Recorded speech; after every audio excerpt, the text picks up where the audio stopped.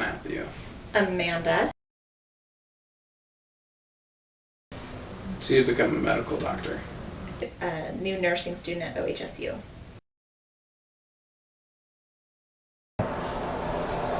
Probably mostly male. I'm certain there'll be female as well. Women tend towards nursing. It's more like that. I think it better allows them to focus that nurturing aspect that a lot of women tend to have, more so than men. Female. Both. Predominantly female. But I can see probably about five to seven males. And it's a class of 32. They'll probably not have children at the time that they're going to school. I don't think that they'll have much of a family life, because I feel like that would normally preclude a woman from being able to put as much focus as she normally would be required in a high demand academic environment like that. Do you think it'd be easier for a male to go to med school with a family? Probably. Just because I feel that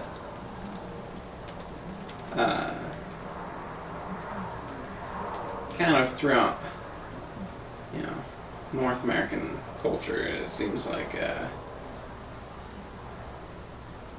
men can more easily be disjointed from their family and operate independently.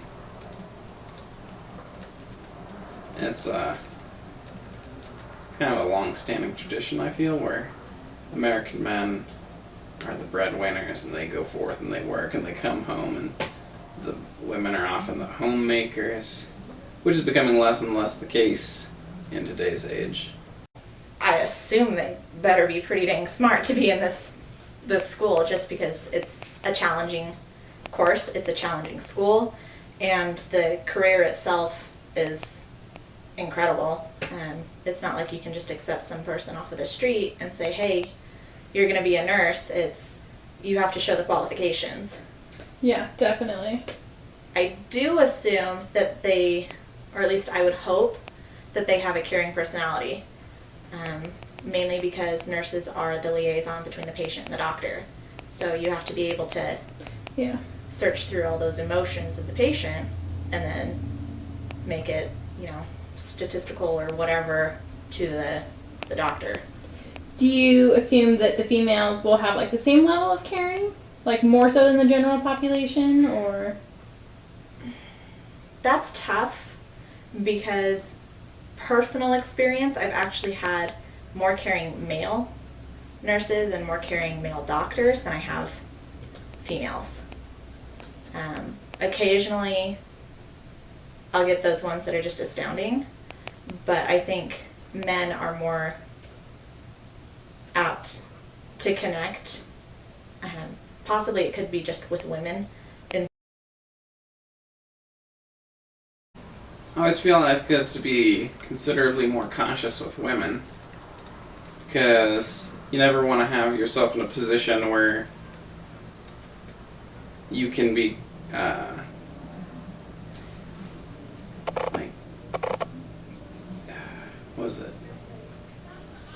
you don't want to be, not convicted per se, but like Sued? Well, I mean, certainly not sued. You don't want to put yourself in a position where it's like the he said, she said, And you feel like there's more of a risk with that, with a female patient versus a male patient? Oh, no doubt. Okay. Yeah. Differences that I have seen, women speak on a more emotional level. When we describe how we feel, generally if we're in screaming pain, we're crying. Men, they kind of are a little bit more reserved. More collective, I've noticed, whereas women can become a little bit more hysterical, which I don't know why. A lot of times it could just be it's a new situation. It could also be the fact that women aren't afraid that they're going to be as heard versus men. Men command like attention. They command, look at me, listen to me. Women not so much, just because we look like dainty creatures. Well, I did have to take a patient care class at one point in time, and you just have to be aware of how you're interacting with them, making sure that it's, you know, appropriate. And for certain things, it behooves you to have another female medical care worker in the room Okay. to ensure that, you know, everything's on the straight and narrow. So women are more adept to having touch and compassion that way. They respond really well to it. Men are more, like I mentioned before, reserved. They don't want to seem in any weakened state. An experience I can tell you that happened with this was a gentleman was bedridden and he was in the hospital. He had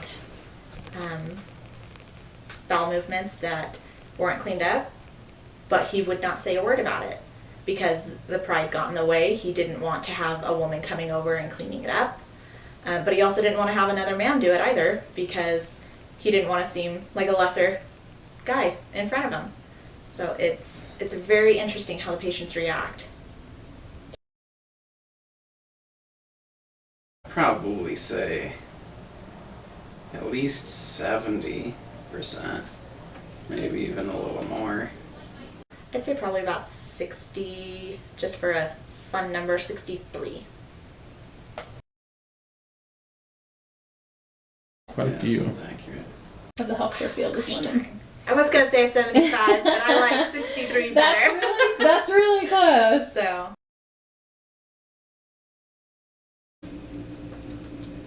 I mean, 65% isn't too terrible, even though it's lower than, you know, the 78. 60 to 65%. That doesn't terribly surprise me, looking back. It's just based on hearsay. I hear that women are less likely than men to ask for advances and like raises and things of that nature.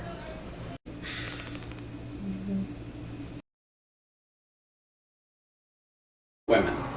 What's that? I feel like men are less likely to look for health care because, you know, men are supposed to be tough. It's like, idea that men are supposed to be tough, so they just kind of tough things out, or they have that wait and see mentality. Yeah.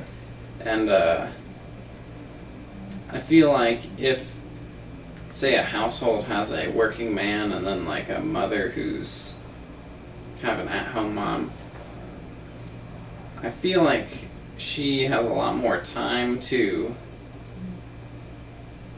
you know, worry about those things, where a man's like, well, I can't go to the hospital, I've got to go to work and I've got to do this and that. Okay. Not to say that that doesn't happen with women as well, but Okay. I feel like it's probably more so true with men. Women. Always. It's not until a man's on his deathbed does he actually go and try to seek out medical care. And even then, he's fighting the woman that's forcing him to. Yeah.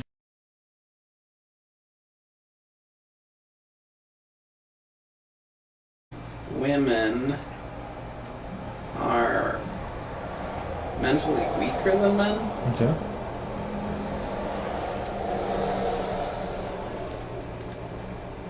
So, men are stronger mentally, like they're more capable of I think handling. they can more easily, more readily shut down emotions. Okay. So not to say that that's healthy, but I'd say that that's you know, they could probably go into like a, you know, put their psychological distresses in a kind of dormant phase, I suppose. Women.